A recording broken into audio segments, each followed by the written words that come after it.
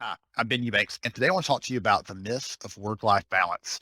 We've been told that it's really important to make sure we're getting enough of this and enough of that. And if we do it just right, if we do it just perfectly, we can balance out the things we have to do at work and the things we have to do in our life.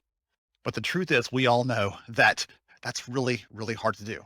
It's really easy to start feeling stretched beyond all belief. If you say, I'm going to pour all I can into this, pour all I can into that, and try to make the most of all the things in our life, it really becomes pretty apparent pretty quickly that we can't make both of those things work at the same time. And I'll tell you, honestly and very personally, we inevitably have more things to do then we have time to do them. And it's easy to feel like you're standing there waiting for this giant wave to just crush you because there are more things that we want to do than we have time to actually get around and do those things. And if you look at some of the literature on this, you look at some of the research on this over the years, this is one of the models that you see pop up. It's kind of the wheel of life. We've been told if you want to be a well rounded person, you have to solve all of these things. But is it possible to do all of these things all the time? I'd argue that it's really, really difficult to do that. I'll tell you, for me personally, this is the thing that's most important to me. This is my family, this is my crew, and this is where I prioritize my time. Right now, especially these young kids, it's been labor intensive, time intensive, all those things, but it's also something that I can never get back. I can't trade this for something else later on. Another concept that's really important to me is the idea of seasons. Right now, the season I'm in is a season of having small kids, of really pouring into them, of spending a lot of time with them. But later on, the season will be something else different. Maybe the season then is going to be focused on career, or the season then will be focused on growing my spiritual life or something else, maybe my physical health. We have been told all of our careers that we just need to be more productive. If we have this hack, we have this strategy, we have this system, this tool, we can get more things done in less time or more things done in the same amount of time. And the truth is that's just a myth. That's just a myth because we can't do that. We're not physically made for that. Warren Buffett, widely known as success, said very successful people say no to almost everything. And I love that concept because you have to say no to things so you can say yes to others. And it's not harmful or unpleasant. But if you think success means something else to you besides just business, think about these people. Each of these individuals and many, many others had the same amount of hours in the week as you or I, 168 hours in the week. And yet they focused on those things that mattered to them because they made an impact on the things that they cared about. And I would encourage you to do the same thing. My counterpoint to the entire productivity myth is this amazing book I read a few years ago called 2 Awesome Hours.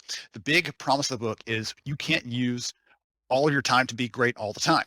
So how do we get a couple of great hours of work every day and make sure we're prioritizing that time? And one of the big concepts in that book is when you are at your best, when you are at your most productive and most focused and most creative, use that time to do the things that matter the most to you. Hint, that's not your inbox. That's not responding to emails. That's not doing routine tasks. It's using that time to be your most creative self and solve the challenges that only you can solve. And then whatever you have left, whatever energy, time, creativity you have left, you can pour it into responding to email messages and other things. But you're not using that best time first thing in the morning when you are fresh and ready for whatever the world's going to throw at you. You're not burning all that mental energy on things that really aren't that important in the moment. I don't know about you, but this whole idea of FOMO, fear of missing out, is a real problem. It's easy to look at what everybody else is doing, especially with social media, and say, well, they're doing these things. I should be doing that too, right? They're able to achieve this perfect balance. It's not real. And it's a losing proposition trying to do both of those things. In my day job, I work as the Chief Research Officer for Lighthouse Research and Advisory. And we do studies across the workforce and across the HR technology landscape. Let me tell you about some of the data that we have. We did a study last fall that said women took less time off because they were worried about how someone else would think if they took that time away from work. One of the other things we saw in the research is that people want flexibility more than anything else, but not just flexibility about where they are, where they're physically located to do their job, but flexibility around autonomy and how they make decisions or in how they submit ideas for creativity and innovation. Goodness. One of the things that gets me is we've been told this metaphor, right? Put your mask on first. And I believe it's important to make sure we are practicing self-care and thinking about and caring for ourselves. I believe that. But I also think that there's a flaw, a fundamental flaw in this concept, because this is about just survival, right? The metaphor I like better is serving from a full cup.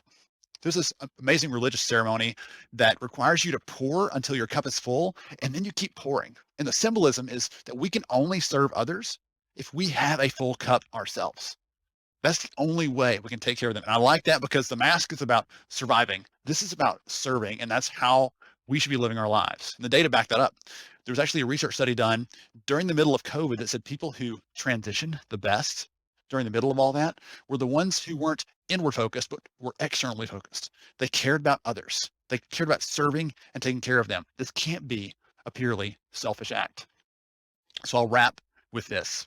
It's important for us as we're going through our lives to choose the big rocks. Choose the things that are big and important and specific intentionally, not accidentally. Make those choices with intent, because if you don't do it, someone else will choose what those priorities are for you. Instead of just trying to balance this all out, we fill the jars of our lives intentionally with the things that matter most to us. And if you change those out during a certain season, guess what? You can pull that out and put it back in later. Above all else, lead a life of joy and service, and you can't go wrong. Thank you so much.